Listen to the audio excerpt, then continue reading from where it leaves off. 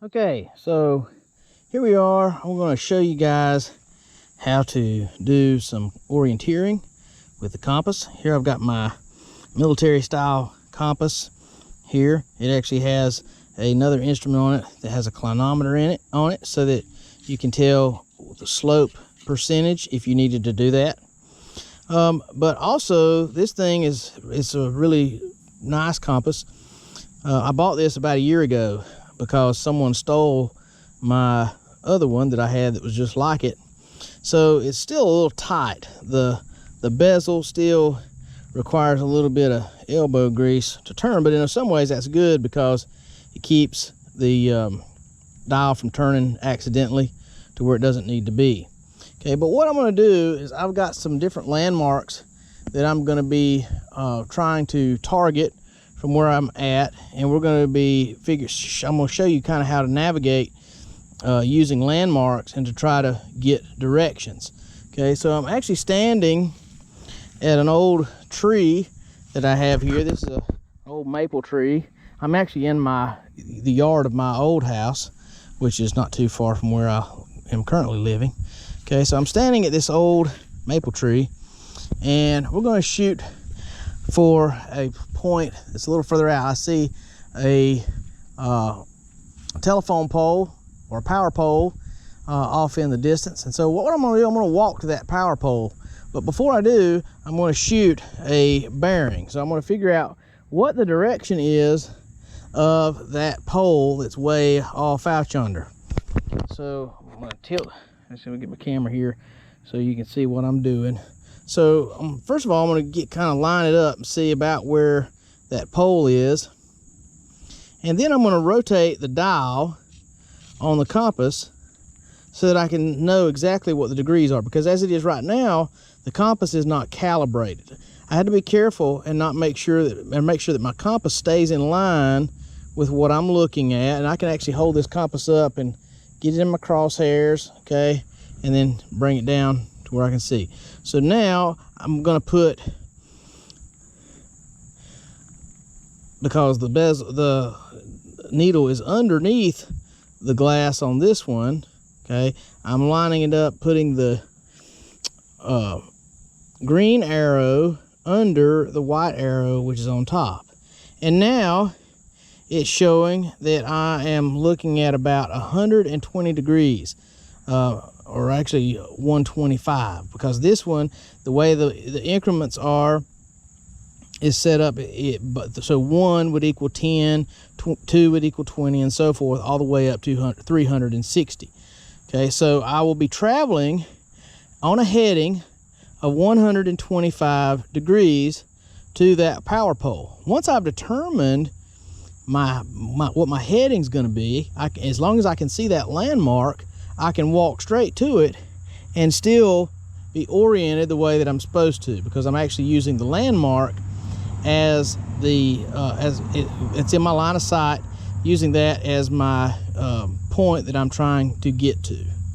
Okay, so I'm going to close my compass and I'm going to walk to that point. Okay.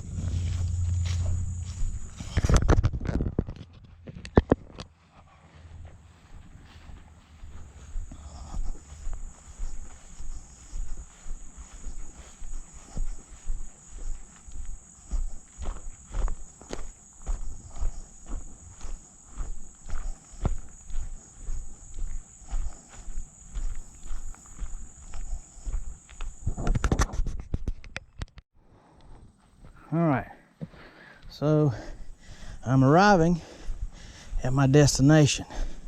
Now, something that you can do, make sure there are not any snakes down here, don't worry about getting bitten by.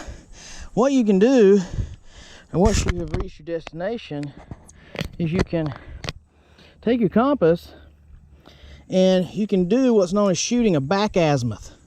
Okay, so you take your compass out and you hold it the way it's supposed to be held so that everything lines up properly and everything is lining up. Okay, so a back azimuth would be a 180 degree number from the first number that you had. So I had 125 as my heading.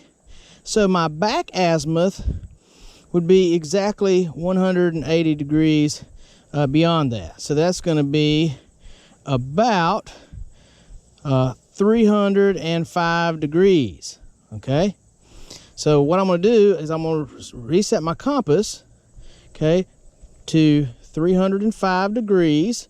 And when I turn around, I should be able to see the previous landmark, okay, assuming that there's no line of sight issues, which there may be in this case. So if I turn around, okay, get my compass aligned, okay, and it's aligned at this point, and I'm looking in the direction that I just walked. If I hold it up, I can actually see the tree that I was standing under, okay, by using the gun sight on the compass, okay. But I'm looking exactly in the direction that I just came from, okay. So that means that I know that I did it right if I can look back and everything is exactly in line with what I wanted. Now, I see another interesting landmark, so I'm going to shoot a bearing to it. There's a combine. I don't know how well you can see it. There's a combine over there, an old piece of farm equipment. So what I'm going to do is I'm going to use that as my next landmark to work my way back. Okay, so let me we're going to orient the compass. So I'm pointing in that direction. I'm going to put the arrows where they need to be so that I've got my north arrow aligned, okay, with my orienting arrow, okay, and it's telling me that that piece of equipment is at 330 degrees, okay.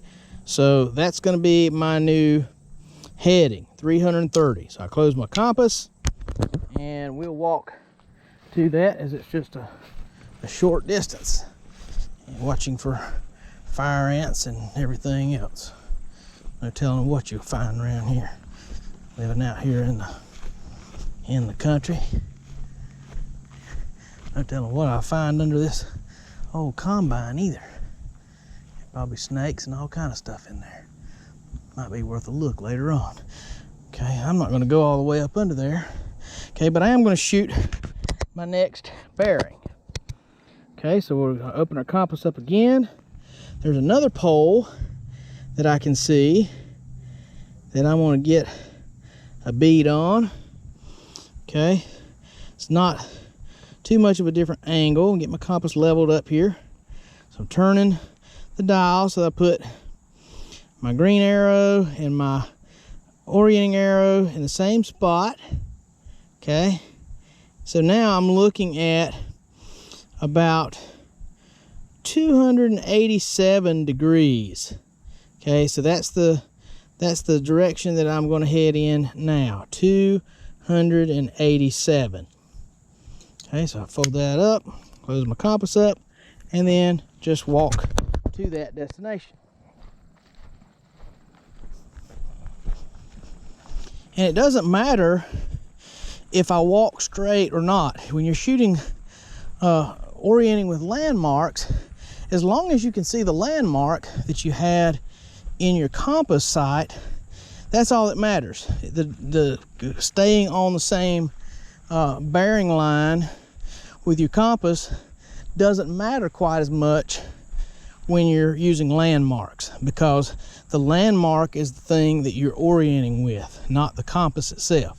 The compass is more just a reference so that you can see if it's part of your path or not. Where direction becomes important when you're going from landmark to landmark is if you have mapped a pathway from point A to point B, and along that pathway there are things that you have to work around in order to get there. Okay, so that means there could be a valley or a hill or something like that, and you have to be able to work around that. So that's where direction is important. It's where you had to pick landmarks in between on the same bearing that you're using. Okay, so I'll show you that here in just a second. So I've arrived at my next destination.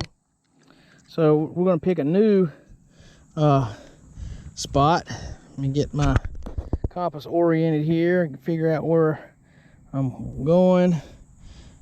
Okay, so I think I've got a good idea of where I'm gonna go. So I'm gonna set my compass up here, and the direction we're looking at is right at about 327, 320, or excuse me, 323, 324 degrees. Okay, and so if I follow that line, okay, that should take me where I want to go. Okay, so this time I'm gonna do a little different.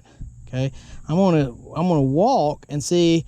I picked a big redbud tree as my marker, but I'm gonna walk this, is try to walk in a straight line and see how well I can keep the compass in needle so that it's not moving any. So we're going to see how this is going to work. So see, already it wants to drift, and this is because it's hard. As I was telling you guys earlier, it's hard to walk in a straight line, okay, because you got terrain that you have to deal with, and I'm walking over hills and all kind of stuff, and I'm doing my best to try to keep the compass straight. Okay, and I had to fluctuate, I had to move, I had to stop and let it reposition, because every time I move, if it gets unlevel, okay, it throws it off a little bit. Okay, so I'm having to do everything I can. You got to think, every time you take a step, you're not level. Okay, you're always moving. Okay, and I'm trying to keep this thing, keep that needle in the box. Okay, and already I'm off of my target. Okay, so if I stop right here, I can actually, I'm in the pumpkin patch nearly. Okay, but I can see my target destination, but I know that I'm off. Okay, I know that I'm not properly oriented. I'm off by a few degrees, so I'm going to realign, okay, and get that reset up and see how far off I am. Okay, so I reset. Okay, so now I'm at 31 degrees. Okay, and so now I should be able to walk in a straight line to where that is, okay, without disturbing anything. I'm having to step over the pumpkin vines. Okay.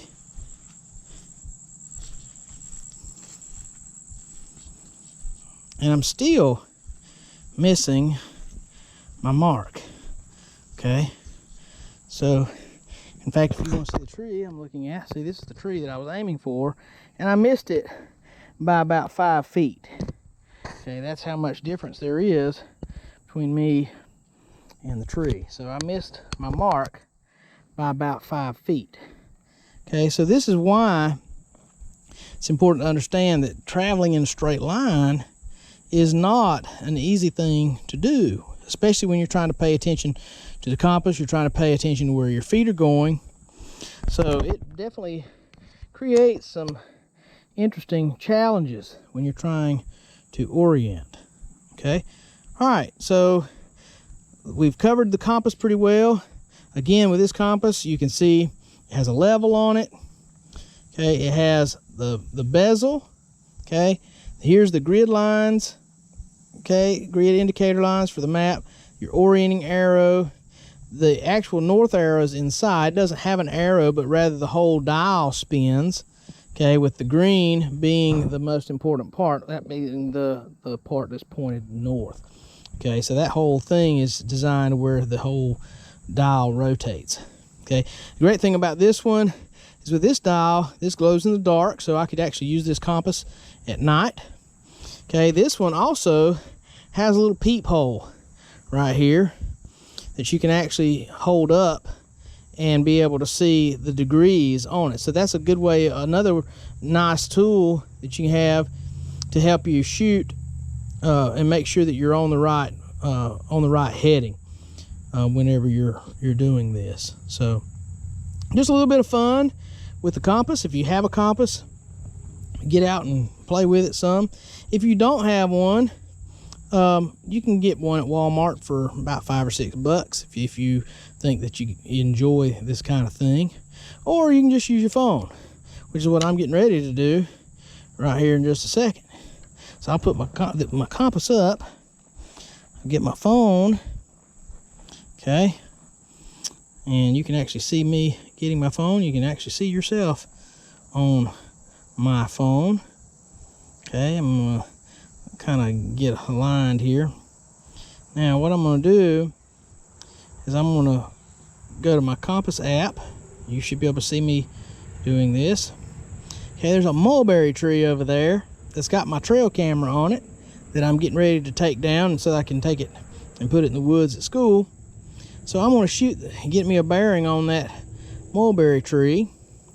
It's at 321 degrees. So I'm going to try to walk that. I know I'm not going to be able to keep this steady, and I'm going to see if I can get to that mulberry tree by walking and trying to stay on that 321 degree heading.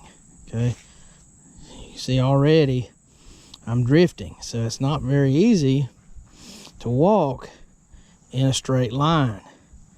See, we don't think about how difficult that is. Okay, but you got terrain that you have to deal with. Okay, I'm trying to keep it in the ballpark. I'm not even looking up where I'm going. Okay, I'm just trying to do my best to keep it oriented at 321. So I'm gonna keep walking. Okay, I got a feeling that I'm gonna miss my mark, but I don't know by how much yet because I still haven't looked up. Okay, so it's hard to do, keep from tripping over yourself, and sometimes I can be clumsy if I'm not really paying attention to what I'm doing, which is the whole point of being able to take your eyes off things so that you can see where your feet are going. Okay, well, I didn't miss it by much. Here's the tree. Okay, you can see my trail camera right there. So mission accomplished. I was able to actually get here and not get too far off track. So I can actually turn my compass off now. So I hope you found this little adventure interesting. The best way to do this and practice is to actually get out in the outdoors, okay, and look around and find things that you could use as landmarks, and then practice navigating to those. Practice adjusting your compass and walking to those specific landmarks. Practice figuring out how many degrees they are in relation to you, okay, and walk those headings, and you'll be surprised how much you'll learn by doing that. It's really kind of a fun little experience. Okay, so we'll hopefully see you guys soon. It's just a short little orienteering video that I thought I'd make for you, so have fun watching it.